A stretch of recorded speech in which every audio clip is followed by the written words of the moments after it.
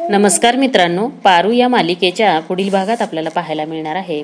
शेवटी क्रीमच्या बाबतीत कोणी केलंय हे अहिल्यासमोर येतं. अहिल्या दिशाच्या कानाखाली एक चापट लावून देते. अहिल्याच्या तोंडाला काळं फासायला आली होती दिशा, पण तिच्याच कानाखाली चापट बसते. अहिल्याला आता दिशाला अद्दल घडवायची असते म्हणून पारूची आठवण येते. म्हणून अहिल्या पारूला फोन करून म्हणते खूप विश्वासानं, पारू, मला तुझी खूप गरज आहे. कोणाला तरी अद्दल घडवायची आहे. शक्य झालं तर ताबडतोब तिथून निघून ये. तर पारूही म्हणते अहिल्याला, देवी आई, माझं अख्खं आयुष्य मी तुमच्या पायाशी अर्पण केलंय.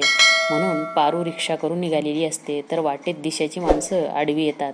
तेव्हा रिक्षा थांबतो. म्हणून पारू रिक्षावाल्याला म्हणते, अहो काय झालं, चालवा ना, लवकर चला ना, पटकन पटापट, उशीर होतोय. ती माणसं पारूकडे येतात. तेव्हा पारू म्हणते, कोण आहात तुम्ही? खूप घाबरते. तेव्हा त्यातला एक माणूस पारूला धमकी देतो. पारू खूपच घाबरते. तर पुढील भागात पारू त्या गुंडांशी कशी लढेल, का तिथे आदित्य येईल, असेच अपडेट बघण्यासाठी चॅनलला सबस्क्राईब करा. धन्यवाद.